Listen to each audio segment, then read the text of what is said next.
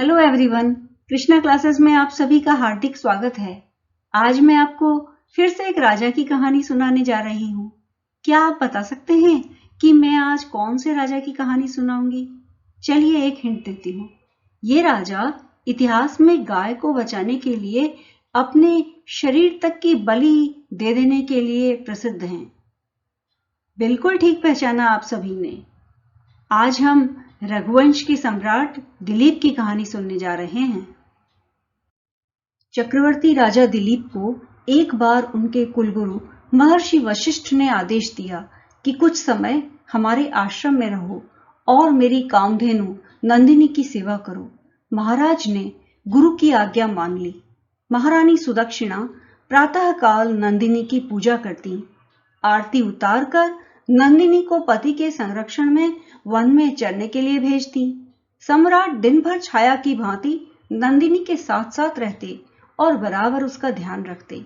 लेकिन एक दिन वन में महाराज दिलीप की निगाह क्षण भर के लिए, सिर्फ क्षण भर के लिए जंगल की प्राकृतिक सुंदरता में अटक गई और तभी उन्हें नंदिनी की चित्कार सुनाई पड़ी। राजा नंदिनी की चीख सुनकर चौंक गए। उन्होंने देखा उसे एक भयंकर शेर ने अपने पंजों में जकड़ रखा था। उन्होंने शेर को मारने के लिए अपनी तरकश से तीर निकालना चाहा, किंतु उनका हाथ जैसे वहीं का वहीं अटक गया। वे किसी मूर्ति की तरह खड़े के खड़े रह गए और भीतर ही भीतर छटपटाने लगे। तभी मनुष्य की वाणी में शेर बोल उठा, राजन, तुम्हारा तीर चलाने की कोशिश करना बेकार है। मैं कोई मामूली शेर नहीं हूं। मुझे तो स्वयं भगवान शिव ने हाथी आदि से इस वन के पेड़ों की रक्षा का भार सौंपा है। ये गाय मेरे भोजन की वेला में मेरे सामने आई है, इसलिए मैं इसे खाकर अपनी भूख मिटाऊंगा। राजा ये सुनकर भौचक्के से रह गए। उन्हें लगा कि कहीं वो कोई सपना तो नहीं देख रहे। लेकिन तभी शेर की आवाज उन्हें फिर से सुनाई दी, ऐसा करो, तुम वापस लौट जाओ और तुम्हें शर्मिंदा होने की जरूरत नहीं है, क्योंकि मैं कोई साधारण शेर नहीं हूं। तुम्हारी जगह कोई और भी होता तो मुझसे इस गाय को बचा नहीं पाता। जाओ, लौट जाओ। यही क्या कम है कि मैं तुम्हें जाने दे रहा हूं। लेकिन राजा दिलीप भय और पीड़ा से छटपटाती, आंसू बहाती नंदिनी को देखकर और शाम के समय अपनी मां के लौटने का बेचैनी से इंतजार कर रहे उसके छोटे से बछड़े के बारे में सोचकर करुणा विगलित हो उठे।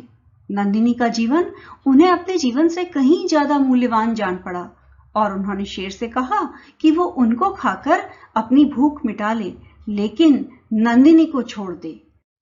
शेर ने राजा के इस अद्भुत प्रस्ताव की हंसी उड़ाते हुए कहा, राजन, तुम चक्रवर्ती सम्राट हो। अरे, पगला गए हो क्या? तुम कह रहे हो कि यह गाय तुम्हारे गुरु जी की है, तो कोई बात नहीं, गुरु को इसके बदले तुम दूसरी हजारों गायें दे देना।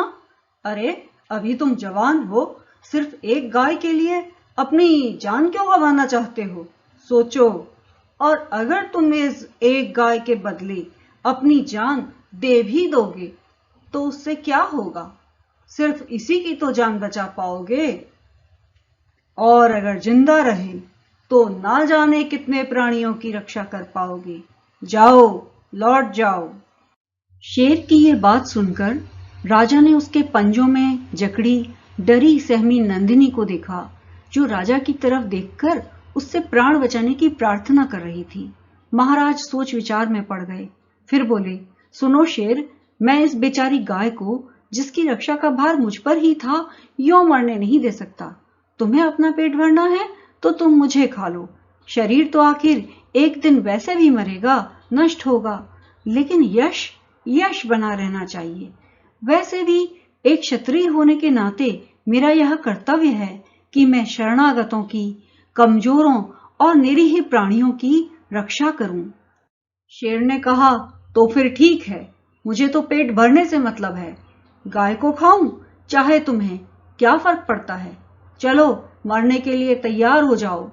यह सुनकर राजा दिलीप ने अपने हथियारों को एक तरफ डाल दिया और शेर के सामने जाकर चुपचाप लेट गए। वो सोच ही रहे थे कि शेर उन पर अब झपटने ही वाला होगा, लेकिन तभी आवाज सुनाई दी, पुत्र उठो। ये मधुर दिव्य वाणी सुनकर राजा को बहुत आश्चर्य हुआ और जब वो उठ के बैठे तो देखा नंदिनी तो दिखाई दे रही है, लेकिन शेर गायब है। आश्चर्यचकित दिलीप से नंदिनी ने कहा, राजन, मैंने ही शेर की रचना की थी। ये सब मेरी ही माया थी। मैं आपकी परीक्षा ले रही थी और मैं आपकी सेवा से बहुत प्रसन्न हूं। राजा के त्याग ने नंदिनी के हृदय को जीत लिया। वो प्रसन्न मना कामधेनु राजा के आगे आगे आश्रम को लौट आई। महाराज की ये त्याग और सर्वस्व बलिदान की गाथा युग युगांतर तक जनमानस में रची बसी रहेगी। थी ना ये एक सुंदर कहानी? लेकिन क्या ये सिर्फ एक कहानी है? ये तो जीव दया का आदर्श प्रस्तुत करती हुई एक प्रेरणादायक कथा है। और इस कहानी को पढ़ करके, सुन करके ये विचार जरूर मन में आता है कि गायों को पूजना तो ठीक है, लेकिन उनकी देखभाल करना और भी ज्यादा जरूरी है। जब गायें रहेंगी तभी तो दूध मिलेगा। अक्सर लोग प्लास्टिक बैग में खाने का सामान सड़क पर फेंक देते हैं और गायें जब उन प्लास्टिक बैग्स को खाने के साथ खा लेती हैं तो वो प्लास्टिक धीरे धीरे उनकी आंतों में जमा हो जाता है और फिर आखिरकार उनकी मौत हो जाती है। क्या ऐसा करना उचित है? इस बारे में आप क्या सोचते हैं? कमेंट्स में जरूर बताइएगा और वीडियो को लाइक, शेयर और सब्सक्राइब करना मत भूलिएगा। मिलते हैं जल्दी ही एक और कहानी के साथ।